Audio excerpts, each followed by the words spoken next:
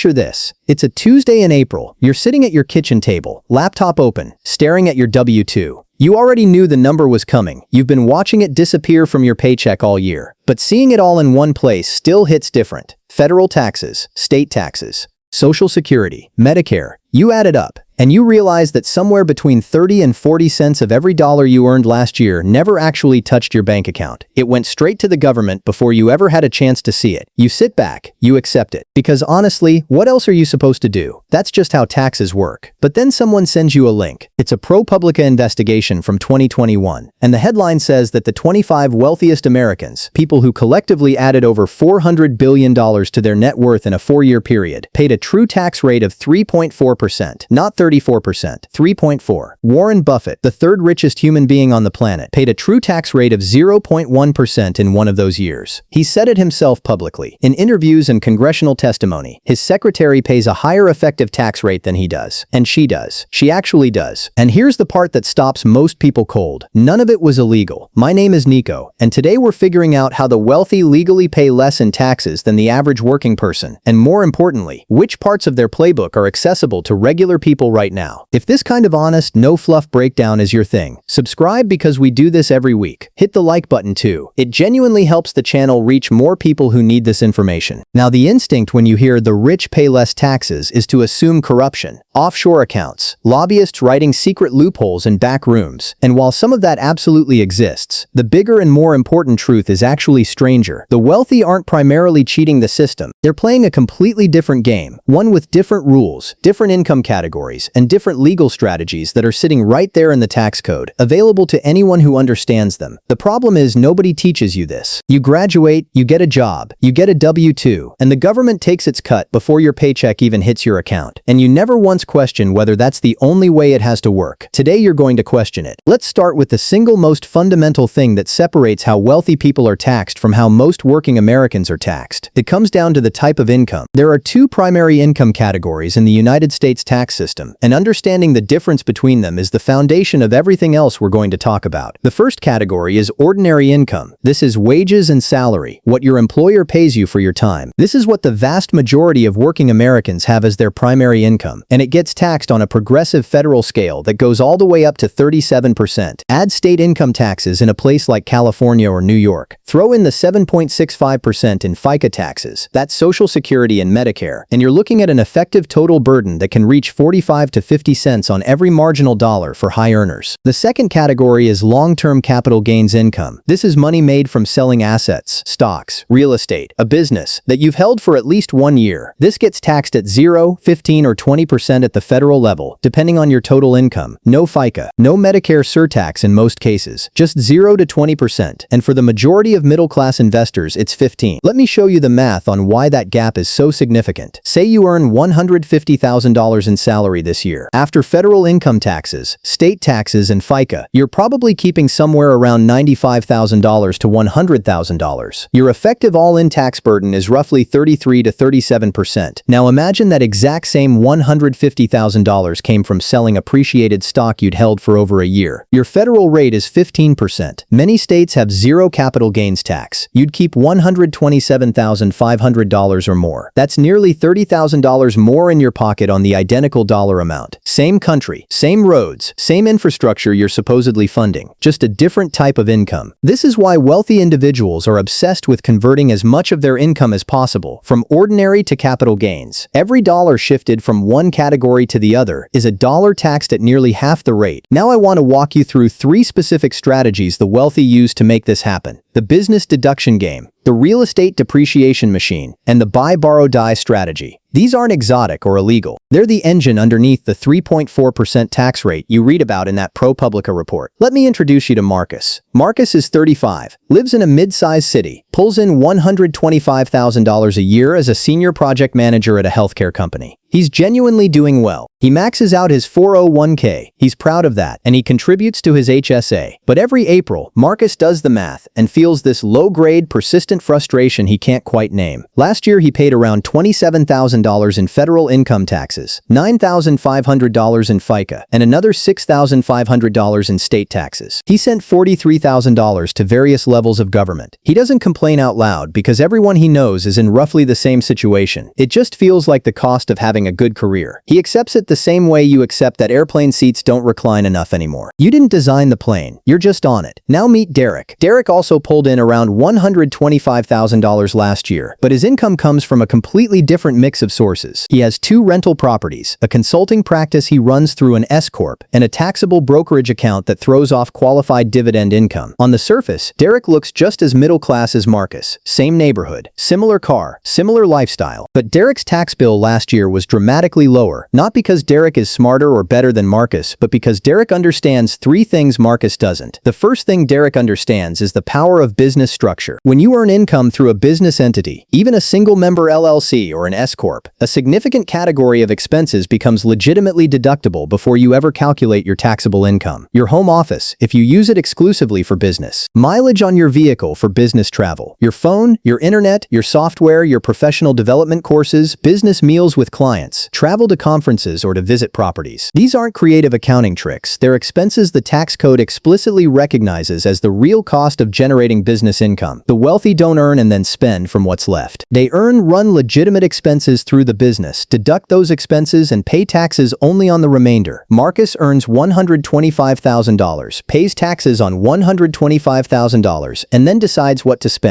Derek earns $125,000, deducts $18,000 in legitimate business expenses and pays taxes on $107,000. That gap, compounded across an entire career, is not small. The second thing Derek understands, and this one genuinely blows most people's minds when they first encounter it, is real estate depreciation. Here's how it works. When you own a rental property, the IRS operates on the assumption that the physical structure of the building is slowly deteriorating over time, and it allows you to deduct that wear and tear as an annual expense, even if the property is actually going up in value. For residential rental properties, the IRS lets you depreciate the building portion over 27.5 years. So if the building value of your property is $275,000, you get to deduct $10,000 every single year as a paper expense, even if your property is worth $50,000 more than when you bought it. The paper loss exists entirely on paper. The real-world value keeps rising, and the depreciation keeps offsetting your rental income, sometimes bringing your taxable income from those properties down to nearly zero. In some situations, particularly for real estate professionals under IRS rules, these paper losses can even offset your other income. This is one of the primary reasons that economists and tax researchers consistently rank real estate as one of the most tax-advantaged investments available to ordinary Americans. Derek's rental properties generated $34,000 in gross rental income last year. After depreciation and legitimate property expenses, his taxable income from those rentals was under $8,000. He earned the cash, he just didn't pay taxes on most of it. The IRS literally built this into the code. The third strategy, and this is the one that operates at the highest level of wealth, is what financial professionals call the buy, borrow, die strategy. And it sounds like a heist movie title, because it kind of is. This is how people at the Bezos and Musk and Zuckerberg level of wealth essentially never pay taxes on their most enormous gains, sometimes across generations. Here's how it works. When your wealth is stored in appreciating assets, publicly traded stock, private business equity, real estate, you don't owe any taxes until you sell. That's called an unrealized gain. Elon Musk could watch Tesla add $80 billion to his net worth in a calendar year and owe exactly $0 in taxes because he hasn't sold. He hasn't realized the gain. The wealth exists, the taxes don't. But he still has to eat, travel, invest, and live. So what does he do? He borrows against his stock. He goes to a major bank and offers his shares as collateral for a low-interest loan. The bank agrees enthusiastically. He's offering some of the most liquid collateral on the planet. And here is the critical tax detail. A loan is not income. You don't pay taxes on borrowed money. He walks away with hundreds of millions of dollars in cash, pays zero taxes on it, and his stock continues compounding. He pays the loan back slowly, with interest that may itself be deductible. And when he needs more cash, he borrows again. He is living off debt, not income. And because he's never selling, he's never triggering a taxable event. Now here's the die part, and this might be the most significant piece of the entire puzzle. Under current United States tax law, when a person dies and passes appreciated assets to their heirs, something called a step-up in basis occurs. The cost basis of those assets, the price at which the IRS considers them to have been originally purchased, resets to the current market value at the time of death. So if Bezos bought Amazon at $1 per share and it's worth $200 per share when he dies, his heirs don't inherit a $199 taxable gain per share. The slate resets. They inherit at $200 per share. If they sell immediately at $200, they owe zero capital gains tax on decades of appreciation. Every paper gain gain that accumulated over a lifetime. Every dollar that was borrowed against and never taxed disappears at death from a tax perspective. This is not a secret. It is not a scandal, technically. It is Section 1014 of the Internal Revenue Code, and it has been there for a very long time. And it is, according to multiple independent economic analyses, one of the largest tax preferences in the entire American system, disproportionately benefiting families who hold large positions in appreciating assets over long periods, which describes, not coincidentally, almost every ultra-wealthy family in America. Now, I know some of you are sitting there thinking, Nico, this is genuinely interesting, but I'm not borrowing against billions in Amazon stock. I'm trying to save for a down payment and figure out whether I can afford a vacation this year. And that's fair. But here's the part one need you to hear clearly. The underlying logic of every strategy we've discussed: convert ordinary income to capital gains, use business structures to deduct real expenses, use depreciation to shelter rental income, hold assets long-term and let compounding work. That logic scales down. You don't need to be a billionaire to access the architecture of these strategies. You need to be intentional. Start with what you already have access to. A 401k contribution reduces your taxable income dollar for dollar before you ever calculate your federal tax bill. A Roth IRA grows completely tax-free, and qualified withdrawals are never taxed, ever. The Federal Reserve's Survey of Consumer Finances consistently shows that the majority of American households are not maximizing these accounts. If you're not putting the maximum into your 401k, $23,000 for 2024 if you're under 50. Every dollar you're leaving on the table is a dollar taxed at your full marginal rate instead of zero. That's real money. That's not a technicality. If you have any kind of 1099 income, freelance work, tutoring, consulting, content creation, selling things online, you likely qualify to open a solo 401k. The solo 401k allows total contributions of up to $69,000 in 2024. A person earning $70,000 in freelance income could potentially shelter an enormous portion of that from taxes in a given year. That's not a strategy available only to tech executives. It's available to the yoga instructor who teaches Saturday morning classes independently. If you own or are considering rental real estate, depreciation is not optional. You should be taking it every single year. A $300,000 rental property with a building value of $250,000 generates approximately $9,000 in annual depreciation deductions. At a 22% marginal rate, that's $1,980 in taxes you legally do not pay every single year for 27.5 years, regardless of whether the property went up in value. You earned the rental income. You used a paper expense to offset the tax. That is textbook legal tax reduction, and it's one of the primary reasons that real estate has created more first-generation millionaires in the United States than virtually any other asset class. And if you run any kind of legitimate business, even a side business, you shift a portion of your economic life into the deductible column. Not fraudulently, not creatively, legitimately. The home office you actually work from, the phone you actually use for client calls, the courses you actually take to improve your professional skills. A person who earns $90,000 in salary pays taxes on $90,000. A person who earns $90,000 through a business with $15,000 in real operating expenses pays taxes on $75,000. That 17% reduction in taxable income, sustained over 25 years, is the difference between two meaningfully different financial lives. Now let me show you the opportunity cost math, because this is always where the real weight lands. Say you apply some version of these strategies. You max your tax-advantaged accounts. You pick up a side business and deduct its real expenses. You eventually buy one rental property, and through the combination, you manage to reduce your effective annual tax burden by $6,000 a year. Not $600,000, not $6 million, $6,000. What happens if instead of sending that money to the government, you invest it into a low-cost S&P 500 index fund earning the historical average of around 10% annually? After 30 years, that $6,000 per year compounds into approximately $986,000, nearly $1 million,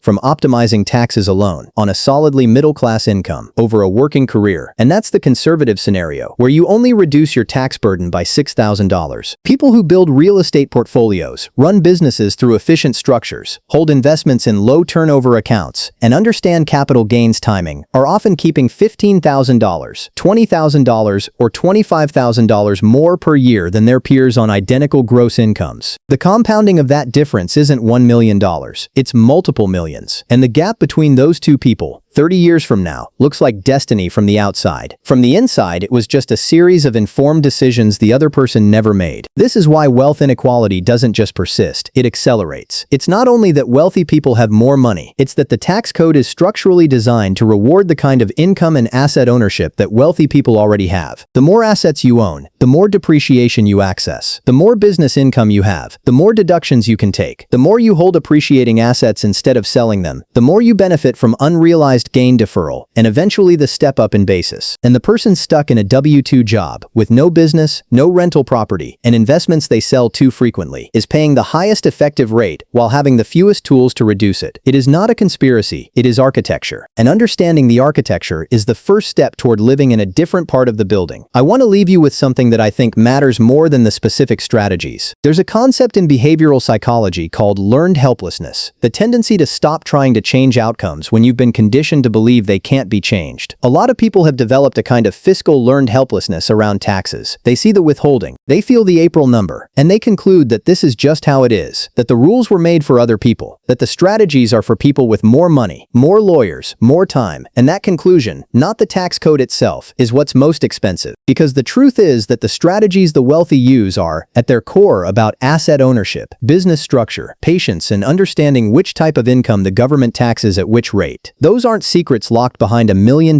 net worth. They're concepts that can be studied, understood, and partially applied by anyone who is willing to spend the time. The wealthiest people in this country aren't paying 3.4% because they're smarter or more deserving. They're paying 3.4% because they learned, early and consistently, that the tax code is a puzzle worth solving, and then they solved it. You become a fundamentally different kind of financial thinker the moment you stop viewing taxes as something that simply happens to you, and start treating them as a variable you can influence through intentional decisions made over time. Not illegally, not through fraud, through the same legal code that is available to every person in this country, a code that rewards asset accumulation, business ownership, long-term holding, and strategic patience in ways that most people never discover because nobody sat them down and explained it clearly. The gap between the person who pays 35% of their income in taxes for 40 years and the person who pays 17% is not luck, it's not corruption, it's knowledge applied consistently, over time, one decision at a time. That's everything for today. If this gave you something real to think about, share it with one person in your life who you think would actually use it. That is genuinely the most powerful thing you can do for this channel. If you want to go deeper, I've got a video right here on exactly how to structure your first rental property purchase for maximum tax advantage, even if you're starting with less than $20,000. Go watch that next. And as always, none of this is personalized financial or tax advice. I'm not your CPA. Talk to a fee-only financial advisor or a CPA who specializes in real estate or small business before making any major moves. I'm just here to make sure you understand the game before you play it. I'll see you next week.